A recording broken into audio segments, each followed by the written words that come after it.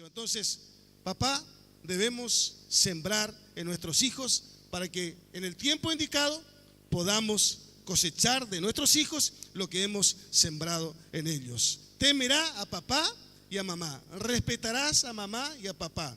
Hoy en día las cosas son muy diferentes. Hoy vemos hijos contestando a mamá, a papá y hasta pegando a mamá y a papá en algunos casos, siendo irrespetuoso con papá y con mamá. La Biblia no dice eso. Antes ni podíamos pensar en levantar la mirada o no, Rosana. Vos no vas a saber qué va a contestar. De acá así más o menos.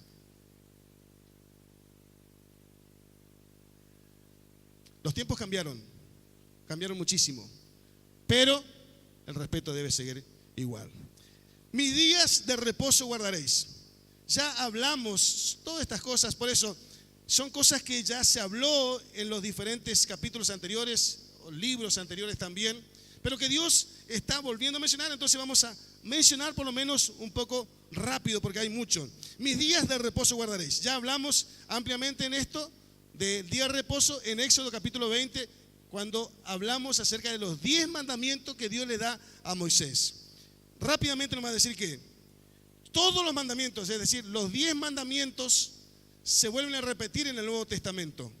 Los 10 mandamientos de Éxodo 20 se vuelven a repetir en el Nuevo Testamento. Todos a excepción de ese mandamiento de guardar el día sábado. Todos los mandamientos se repiten, pero en ninguna parte del Nuevo Testamento la iglesia primitiva habla de que se tenía que guardar el sábado. Todos se repiten menos ese mandamiento.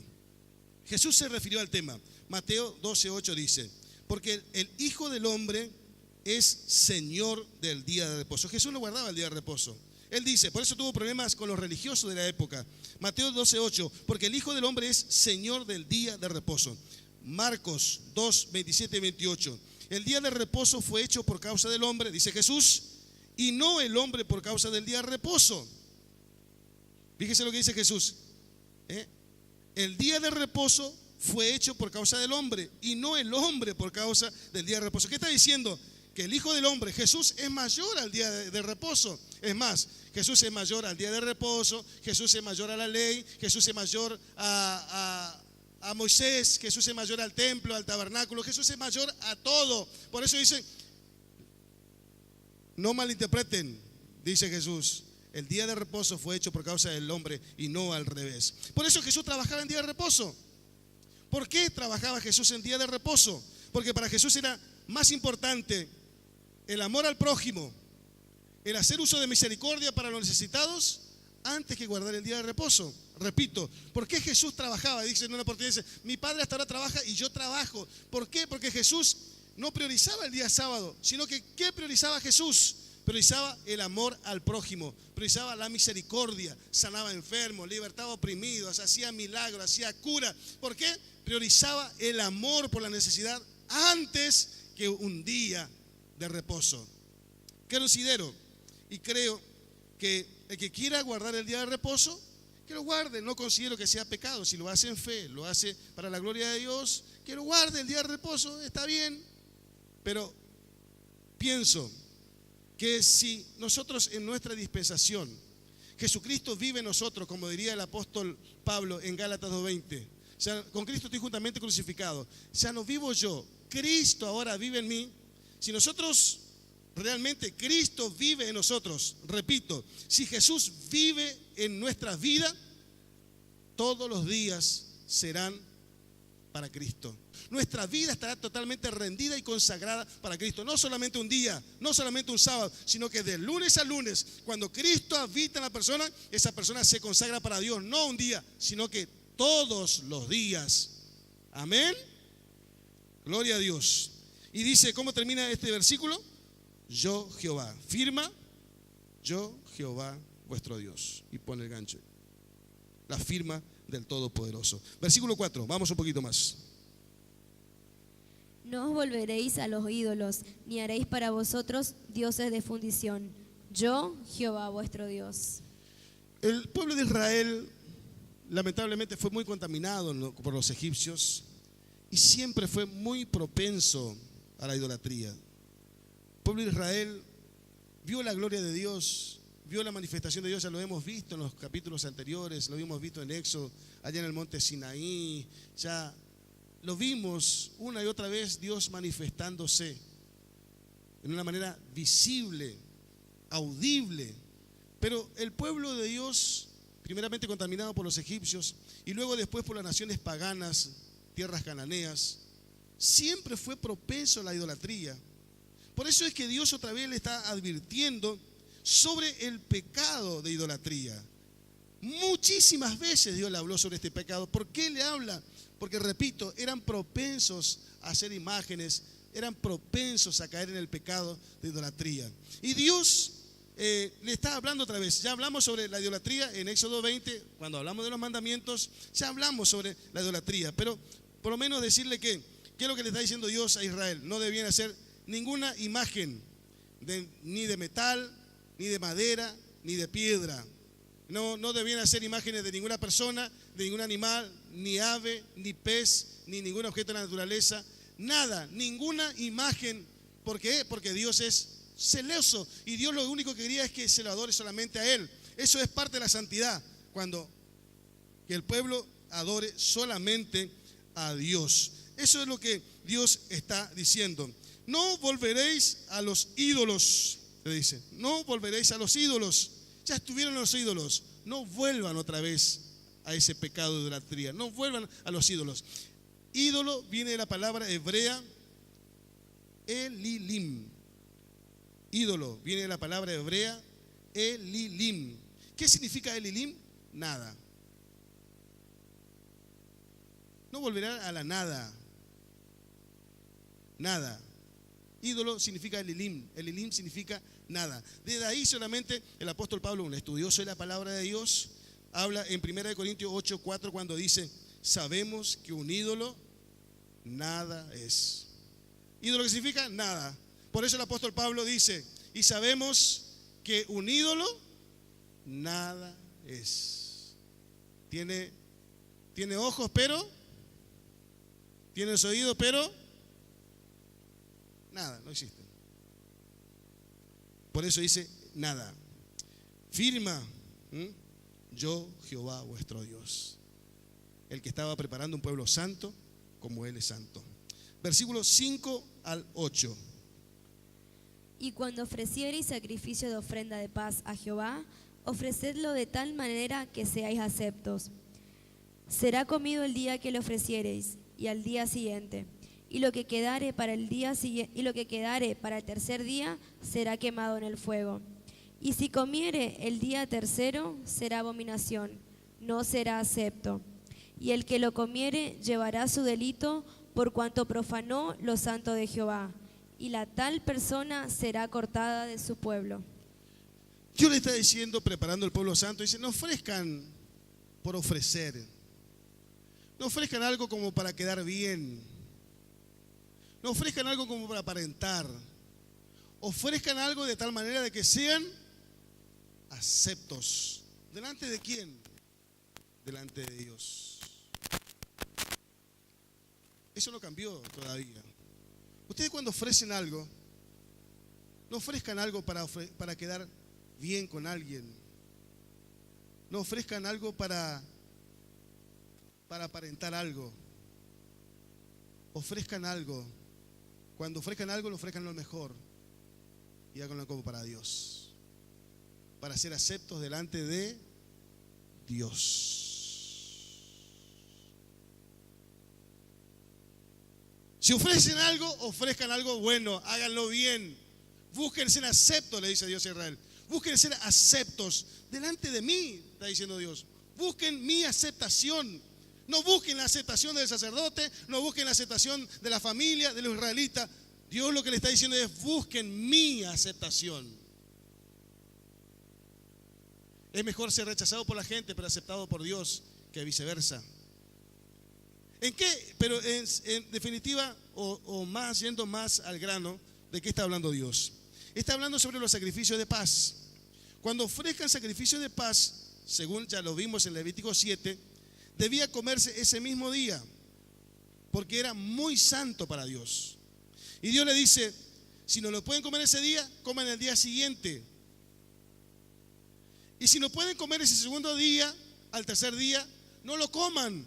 Al tercer día debe ser quemado. Lo que Dios estaba buscando es que ese sacrificio que fue muy santo para Dios, al tercer día corría peligro de descomposición. Y algo que fue ofrecido a Dios como muy santo, era inapropiado que sea corrompido, contaminado, puesto en putrefacción, porque están en el desierto, eran lugares muy cálidos, muy calurosos. Entonces Dios no quería que eso que fue ofrecido a Dios, algo santísimo para Dios, después entre en un estado de putrefacción. No era lógico, no era bueno, no era de Dios. Entonces dice, coman el primer día en lo posible. Si no pueden, coman el segundo. Al tercer día no lo coman, porque será cortado. Por eso dice, si lo comían el tercer día, no era aceptado por Dios. Al contrario, sería cortado. Lo que tendría que ser una bendición pasaba a ser una maldición. Versículos 9 y 10. Cuando ciegues la mies de tu tierra, no cegarás hasta el último rincón de ella, ni espigarás tu tierra cegada.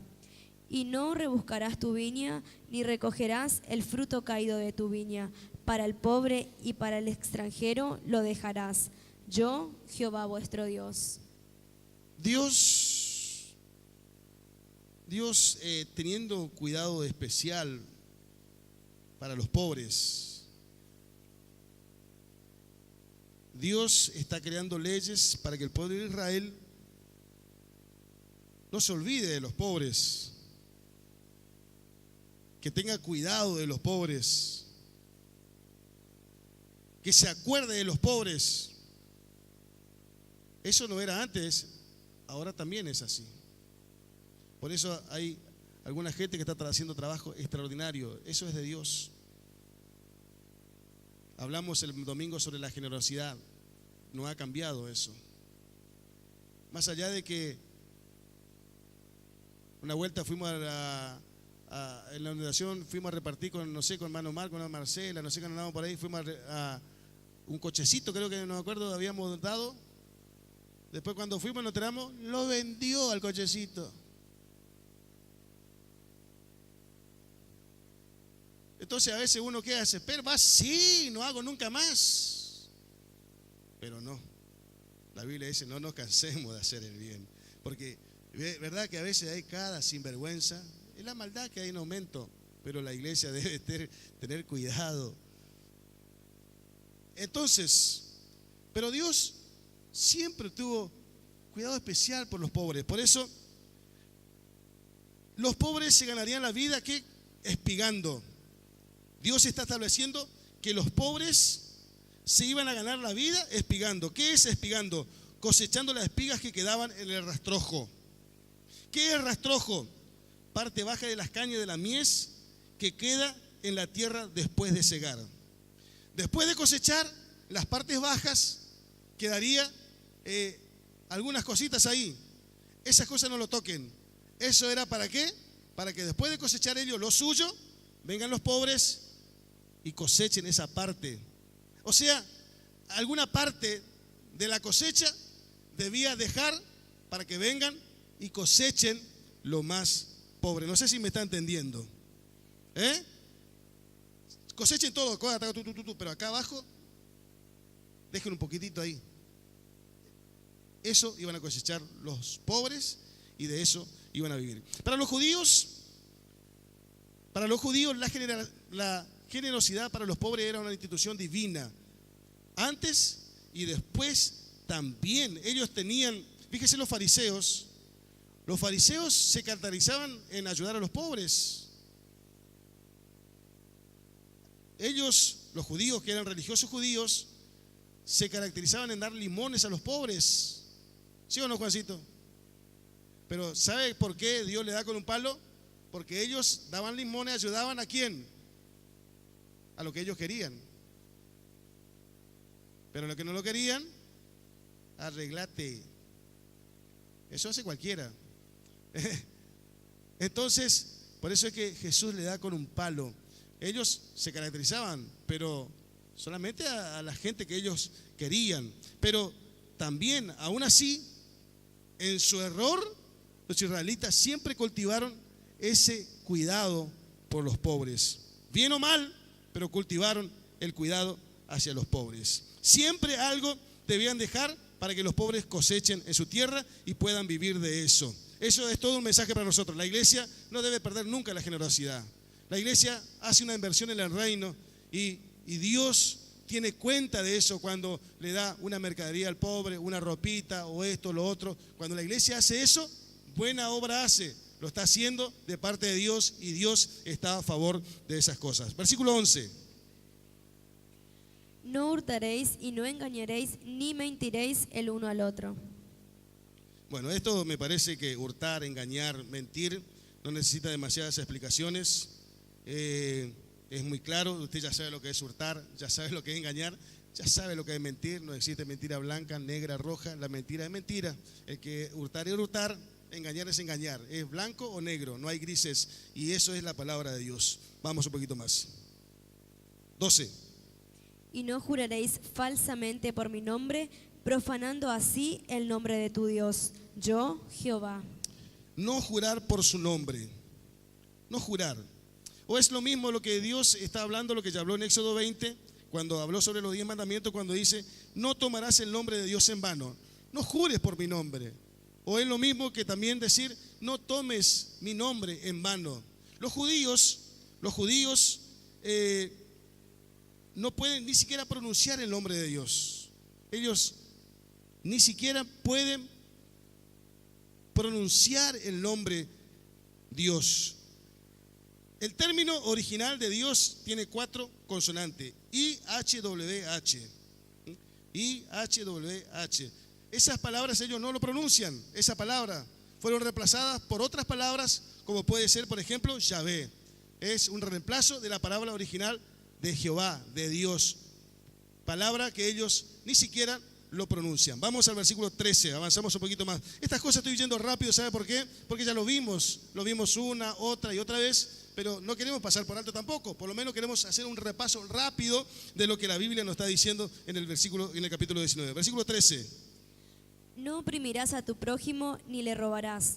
No retendrás el salario del jornalero en tu casa hasta la mañana.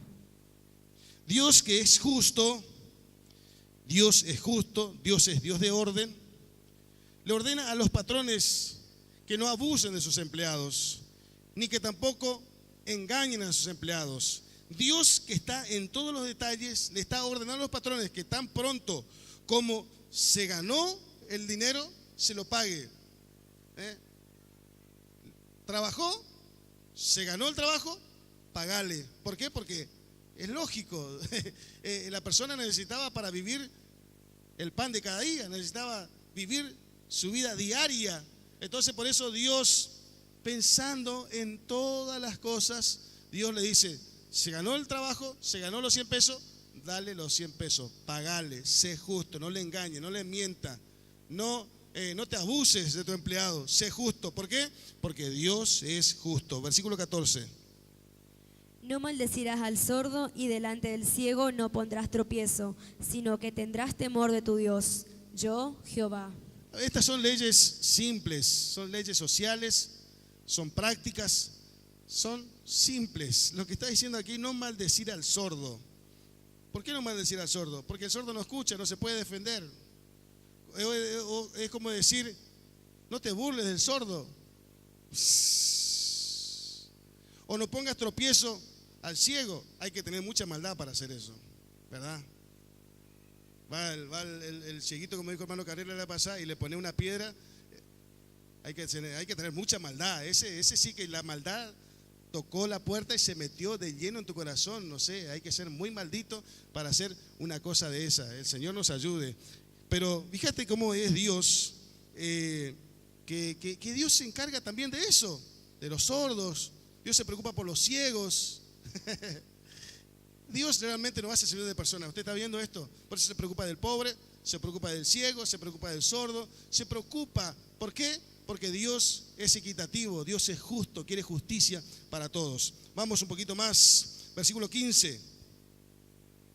No harás injusticia en el juicio, ni favoreciendo al pobre, ni complaciendo al grande. Con justicia juzgarás a tu prójimo. ¿Qué está hablando? No habría que venderse, no había que aceptar coimas. Eso hay mucho hoy, pero debe ser que no es nuevo, no es de ahora. Eso ya era de antes también, por lo que veo. Y Dios, justo otra vez, la palabra me lleva a mencionarlo una otra vez, está hablando de que no habría que venderse, no habría que aceptar coimas como nosotros conocemos hoy. Dios está hablando y enseñando al pueblo para que vivan en un plano de justicia, equilibrio, justicia para todos. Versículo 16. No andarás chismeando entre tu pueblo. No atentarás contra la vida de tu prójimo. Yo, Jehová. No andarás chismeando.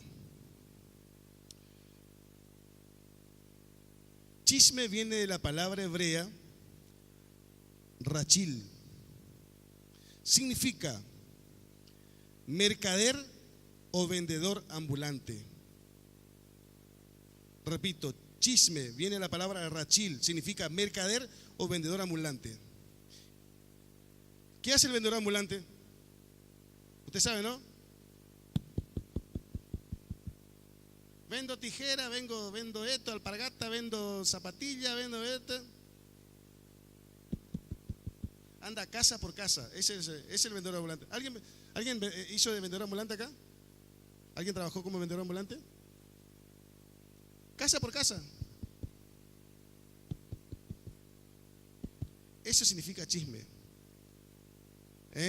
Vendedor ambulante, mercader.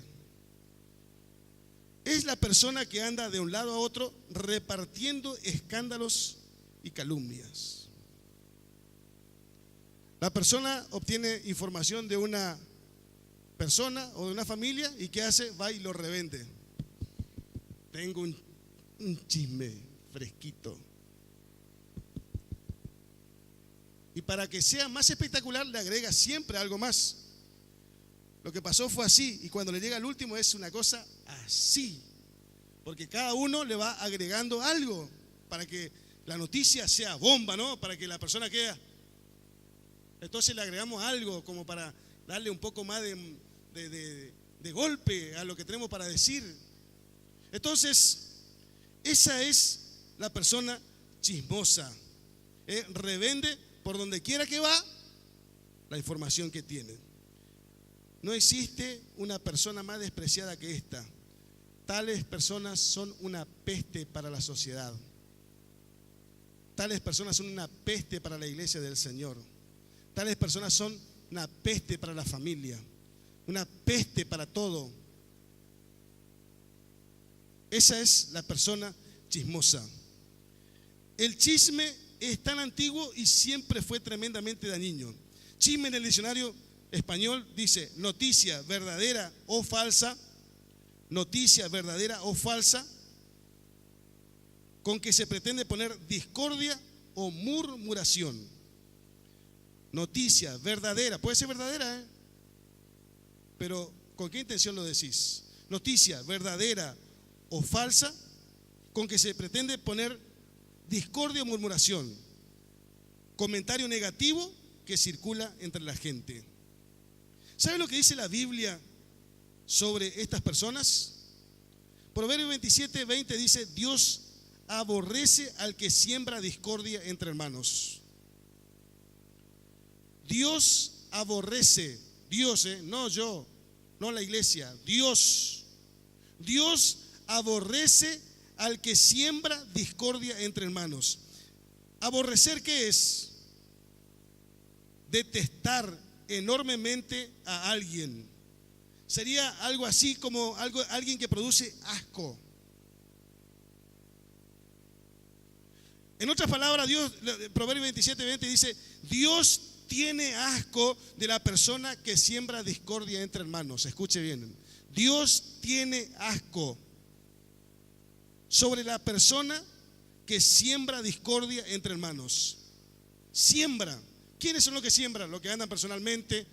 No hay, ahora en ese tiempo no había, pero el que siembra discordia a través de redes sociales, el que siembra discordia a través de un canal, a través de un medio de comunicaciones. Dios tiene asco por la persona que siembra discordia entre hermanos.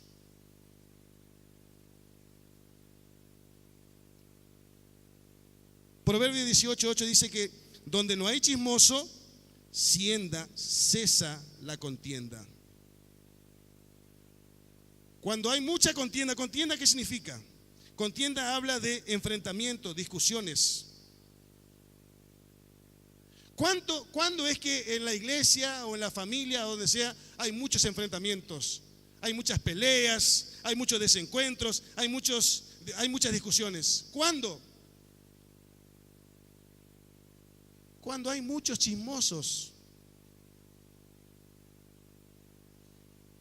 Para que haya muchas discusiones, muchos enfrentamientos, se necesitan muchos chismosos.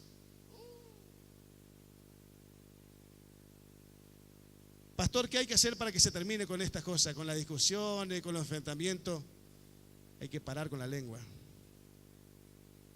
Porque tiene la capacidad de encender semejante bosques. ¿Qué hacer, iglesia, para terminar con los enfrentamientos, con las contiendas? Hay que cortar con los chismes.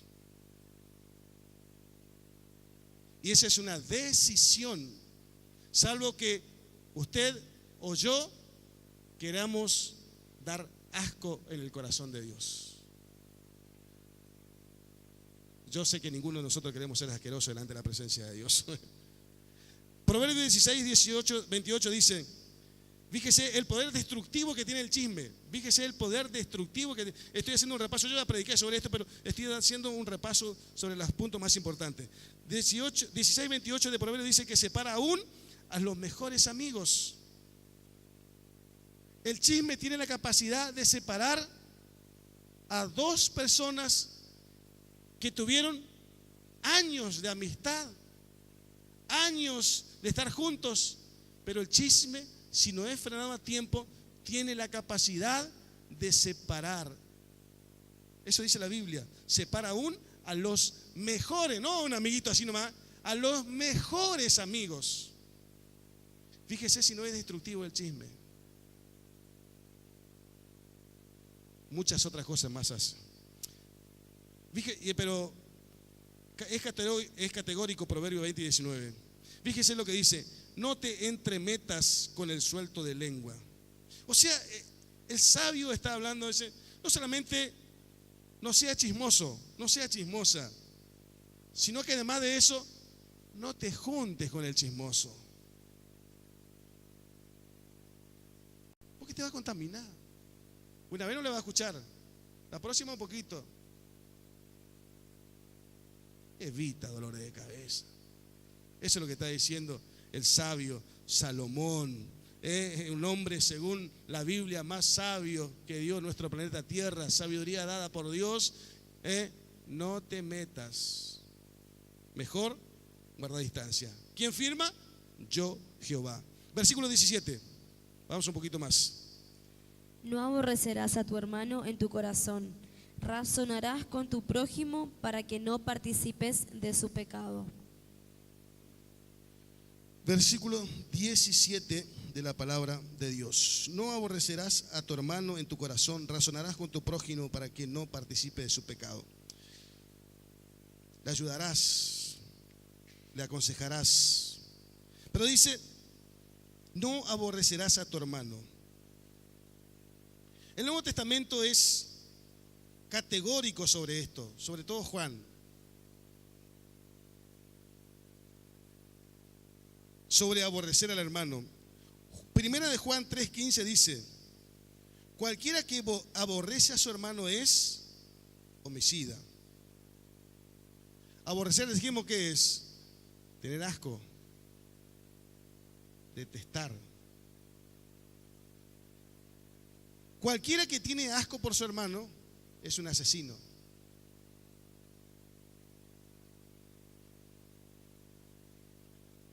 Cualquiera que tiene asco por su hermano es un asesino. Eso dice Juan. ¿Cuántos asesinos hay acá? Levanten la mano. Primera de Juan 2:11. El que aborrece a su hermano está en tinieblas. El que aborrece a su hermano está en pecado. Primera de Juan 4:20 dice, si alguno dice yo amo a Dios y aborrece a su hermano es, ¿qué es lo que es? Si alguno que dice que ama a Dios pero aborrece a su hermano es, ¿quién sabe? ¿No? Bien, mentiroso. Mentiroso.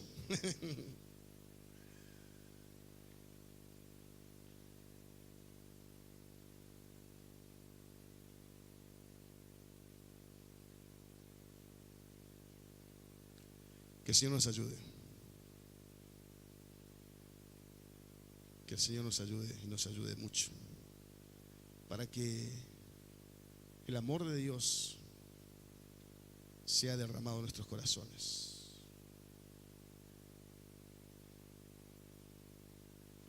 Necesitamos el amor de Dios, iglesia. Necesitamos el amor de Dios en nuestros corazones.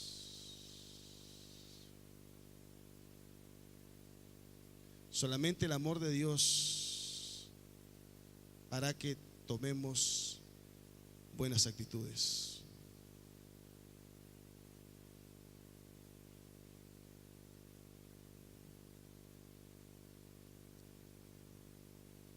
Yo estaba orando esta tarde acá. Siempre pasa algo los días martes. Gracias a Dios en el tiempo de oración. El martes pasado Dios me dio la palabra que prediqué el día domingo. Así como estás. No le agregué nada. Podía hacer un estudio de ese mensaje, pero lo prediqué tal cual como Dios me lo dio. El día de hoy estaba orando y de pronto el Señor comenzó a ministrar mi vida.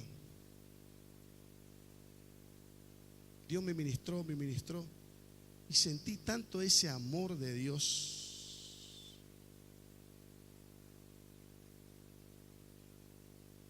Que me levanté, salí e hice algo que nunca lo haría si no fuese Dios.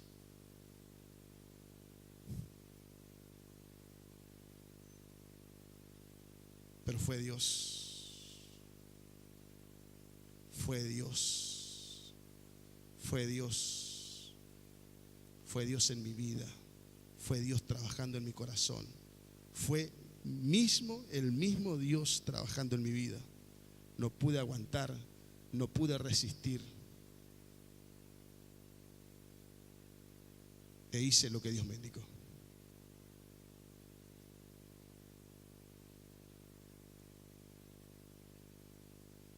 Y un milagro que Dios hizo. Dios es muy bueno. Dios es muy bueno. Dios es muy maravilloso. Vamos al versículo 18. No te vengarás ni guardarás rencor a los hijos de tu pueblo, sino amarás a tu prójimo como a ti mismo. Yo, Jehová. No te vengarás. En el Nuevo Testamento es tajante esto. Romanos 12:19 dice, no os venguéis por vosotros mismos. Después dice, porque escrito está, mía es la venganza, yo pagaré, dice el Señor. Seguramente el apóstol Pablo está tomando esa palabra de Deuteronomio 32:25, donde dice, mía es la venganza. Deuteronomio 32:25 dice, mía es la venganza. Y el apóstol Pablo en el Nuevo Testamento está hablando, no os venguéis por vosotros mismos, porque escrito está, mía es la venganza, yo pagaré, dice el Señor. La venganza le pertenece a Dios. La venganza no es tuya, la venganza no es mía. No trates de hacer venganza por tus propias manos. Deja en las manos de Dios. Mía es la venganza, dice Dios, yo pagaré. Es Dios el juez. El juez es el que determina. Él es el que dice lo que tiene que hacer. Y te puedo asegurar, cuando la pesada manito de Dios cae sobre alguien, que el Señor se apiade, porque Dios es tremendo. Vamos un poquito más, versículo 19. Mis estatutos guardarás. No harás ayuntar tu ganado con animales de otra especie. Tu campo no sembrarás con mezcla de semillas y no te pondrás vestido con mezcla de hilos. Mis estatutos guardaréis. Dios estaba interesado en que su pueblo guarde los estatutos de Dios para que de esa manera ellos puedan recibir la bendición de vida según el propósito de Dios. Dice, no ayuntarás tu ganado, o sea, animales de diferentes especies, no lo juntarás, no lo ayuntarás. ¿Usted me entiende lo que estoy hablando? Podría ser, no sé, para evitar deseos inmorales, deseos anormales, como lo que vimos en el capítulo anterior, donde Dios está prohibiendo ciertos tipos de relaciones, y lo que Dios tal vez está queriendo acá es evitar que haya deseos pecaminosos para con el pueblo de Israel. En el caso de la semilla, sería solo inapropiado mezclar en el mismo campo las diferentes semillas. Relacionado con la ropa de lana y de lino, ¿qué pretendía Dios cuando habla acerca de la lana y lino? Sería como para evitar el orgullo, sería como para evitar la exposición de la persona. Repito, Dios está prohibiendo cierto tipo de vestimenta, de alguna manera, para evitar el orgullo, la soberbia, la exposición. A ver, el Nuevo Testamento también habla de esto. Primera de Pedro 3:3 habla y exhorta a hermosearse más bien el interno ante que lo externo. ¿Dice así la Biblia o no? ¿En qué tiene que preocuparse la persona? En hermosearse internamente antes que hermosearse externamente. Lamentablemente, en muchos casos hacemos todo al revés. Nos preocupamos por hermosearnos externamente, pero no hay preocupación en la hermosura interior. ¿Qué quiero decir con esto? Tenemos la capacidad de estar 4 horas en la peluquería, pero no tenemos 5 minutos para orar. Tenemos la capacidad de estar 4 horas en la peluquería, pero no tenemos 5 minutos para leer la palabra de Dios. Tenemos capacidad para estar 4 horas en la peluquería tranquilamente como si nada, pero cuando pasa el culto a las 22 horas, 22:05, 22:10, estamos con la cara así. Eso es preocupación por lo exterior antes que lo interior. Oh, Juancito, ¿cuánto tiempo estuviste en la peluquería, mi hermano?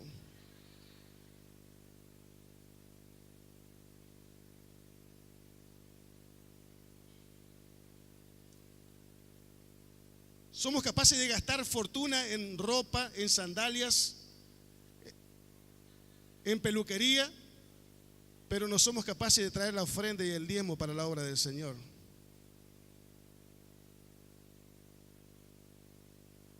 ¿Qué está hablando Dios?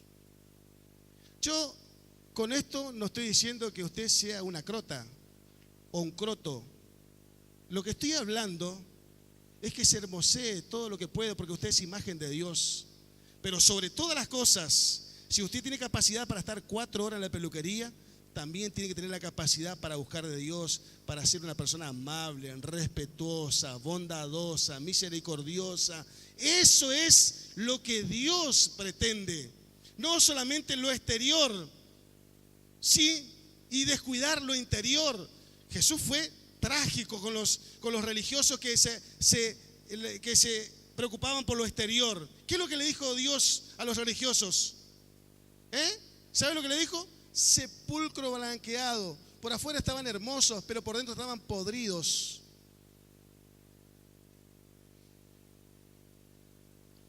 Sea tan hermoso y hermosa como pueda. Hay algunos que ya por más que hagamos lo que hagamos, ya no podemos. Pero usted que puede hacerlo, hágalo. Pero por favor, iglesia, por favor, hombre, mujer, no descuide el interno. No descuide la presencia de Dios. ¿Sabe lo que le hace hermoso por dentro? La presencia de Dios. ¿Es así o no, hermano Marco? La presencia de Dios es lo que te hace hermoso. por dentro. Esa es la chance que tenemos la persona como yo, más o menos, de parecernos un poco hermoso al llenarnos de la presencia de Dios. ¿Por qué piensa que busco tanto de Dios? Es una chance que tenemos nosotros de parecernos hermosos y resplandecer como lo hacía Moisés, más o menos, ¿viste? Entonces tenemos ese. Pero a ver, hablando en serio, lo que Dios está diciendo, lo interno, señores, lo interno, el corazón. Hoy tenemos muchas bellas personas por fuera.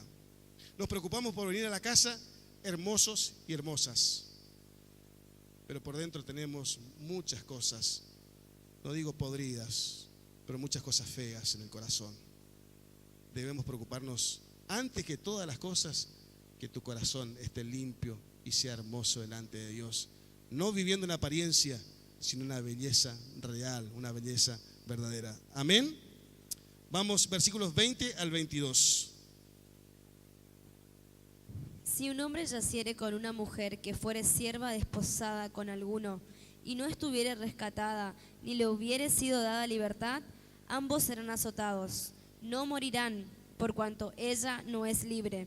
Y él traerá a Jehová a la puerta del tabernáculo de reunión un carnero en expiación por su culpa. Y con el carnero de la expiación lo reconciliará el sacerdote delante de Jehová por su pecado que cometió, y se le perdonará su pecado que ha cometido. Si la mujer tuviese relaciones sexuales, la mujer siendo sierva, esclava, debía ser aceptado. A ver, pero si la mujer hubiese sido libre y fuese encontrado teniendo relaciones con otro hombre, libre por supuesto también, los dos deberían ser apedreados, los dos deberían ser muertos. Eso habla Deuteronomio capítulo 22, versículo 24. Y es lo que sucedió con la mujer hallada en adulterio. ¿Trajeron para qué? Para matarlo a Jesús.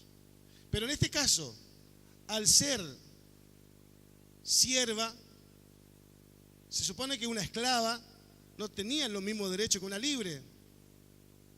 Tenía que estar sujeta a su amo. Igual era culpable por no dar gritos de alarma. Igual era culpable, pero menos culpable por su condición de esclava. Entonces, si era libre, debería morir. Y si era esclava, deberían ser los dos, ella y su amo, azotados. Mire si esto se fuera hoy también así, 23 al 25, vamos. 23 al 25. Y cuando entréis en la tierra y plantéis toda clase de árboles frutales, consideraréis como incircunciso lo primero de su fruto. 3 años os será incircunciso, su fruto no se comerá. Y el 4.º año todo su fruto será consagrado en alabanzas a Jehová. Mas el 5.º año comeréis el fruto de él, para que os haga crecer su fruto. Yo, Jehová vuestro Dios. Yo, Jehová. Dios le estaba dando en posesión la tierra de Canaán. Dios le estaba dando en posesión. ¿La tierra de quién era? De Dios. Dios se lo estaba alquilando, Dios se lo estaba prestando, como usted quiera llamarlo. Pero, ¿quién le daba en posesión? Usted no puede dar algo que no es suyo, ¿sí o no? ¿O usted puede dar algo que no es suyo? Usted da en posesión algo que es suyo. Entonces Dios le estaba dando la tierra de Canaán en posesión a Israel. ¿Por qué? Porque la tierra era suya. Entonces, al ser suya la tierra, Él está diciendo a los israelitas: cuando entren, ustedes van a tener este régimen, esta disciplina para con la tierra en Canaán. ¿Por qué Él tiene esa autoridad? Porque es de Él. Si usted alguna vez alquiló, el dueño tiene la autoridad de decirle: hace esto, esto, esto, y esto no hagas. Este árbol no me quites, este tampoco y este tampoco. ¿Por qué? Porque Él es el dueño, Él es el propietario, entonces tiene derecho a decir: no me toques esa planta, por más que no te guste, por más que te dé alergia, esa planta es importante para mí, no lo toques. ¿Es así o no? Porque Él es el dueño y el inquilino no tiene derecho de tocarlo, porque no es del dueño. Entonces Dios, como propietario de la tierra de Canaán, lo que está diciendo es: ustedes Yo le doy, pero ustedes van a hacer esto. Los 3 primeros años no iban a comer del fruto porque era un fruto mal sano. Digamos, era un fruto, no era un buen fruto, entonces no debían comerlo. La verdad que es media extraña, pero es el dueño y él hace lo que quiere, ¿sí o no? Entonces ellos por 3 años no debían comer. El 4.º año debería ser consagrado. El 4.º año el fruto era santo y debía ser consagrado para Dios ese fruto. Y recién el 5.º año de los árboles, ellos recién podrían usar para consumo personal. ¿Cuándo? Al 5.º año.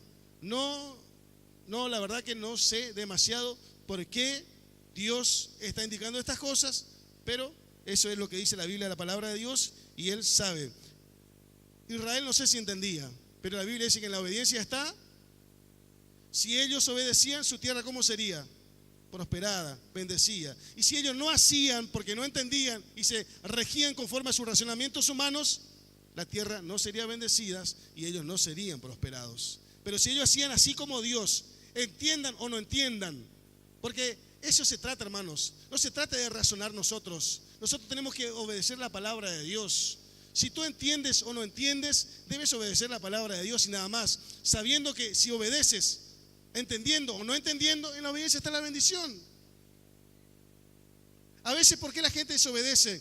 Porque razona conforme a sus pensamientos humanos, conforme a sus caprichos humanos, y se corta la bendición de Dios. La gente debe obedecer a Dios. Israel no sé si entendió o no entendió, pero lo cierto sí, estoy seguro, puedo asegurarle, es que si ellos hacían como Dios le estaba diciendo, ellos, su tierra, serían bendecidos. Versículo 26. No comeréis cosa alguna con sangre, no seréis agoreros ni adivinos. No seréis agoreros, viene de la palabra nachas, significa serpiente. Lo que Dios tal vez esté prohibiendo es la adivinación por serpientes, como los historiadores dicen que los griegos practicaban adivinación con serpientes. De eso tal vez está privando Dios a no contagiarse, a no ser agoreros. Ni adivinos, la palabra adivino viene de la palabra veloteopenú, que significa no adivinaréis por las nubes. La adivinación por las nubes era una costumbre muy normal entre los paganos.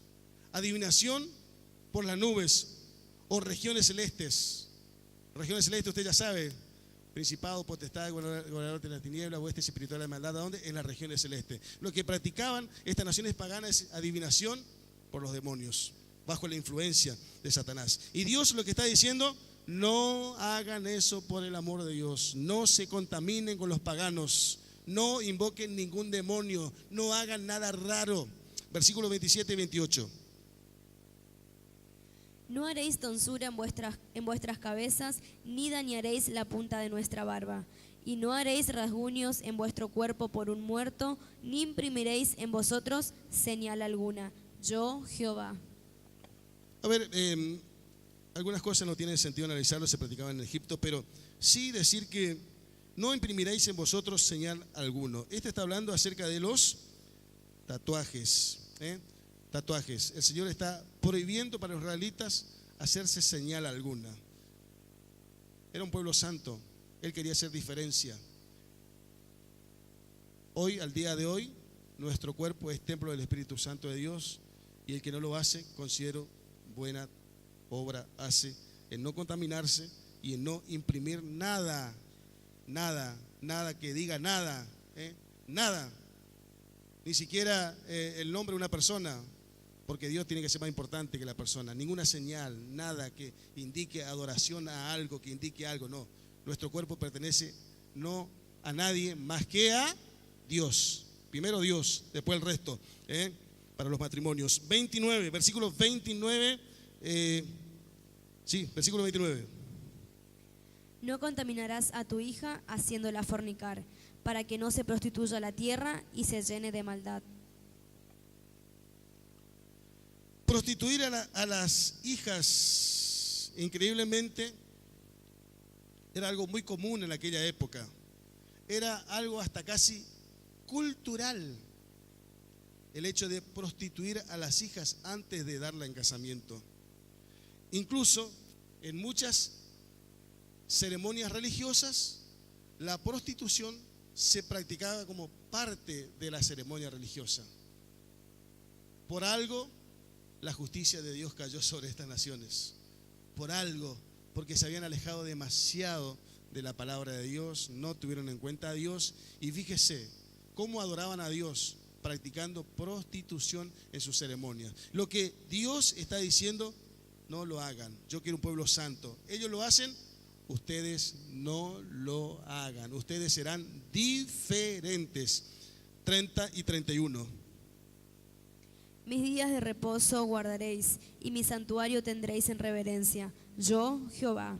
No os volváis a los encantadores ni a los adivinos, no los consultéis, contaminándoos con ellos. Yo, Jehová vuestro Dios. Ya hablamos en versículos anteriores sobre esto. Versículo 32. Delante de las canas te levantarás y honrarás el rostro del anciano, y de tu Dios tendrás temor. Yo, Jehová. Yo Jehová, siempre yo Jehová, yo Jehová, yo Jehová. Para que el pueblo sepa que no era una orden de Moisés, era una orden de Dios y debían obedecerle. Habla acerca del respeto a los mayores, el respeto a los ancianos, valores que se fueron perdiendo. Hoy en día no es tan, ¿cuál es la expresión?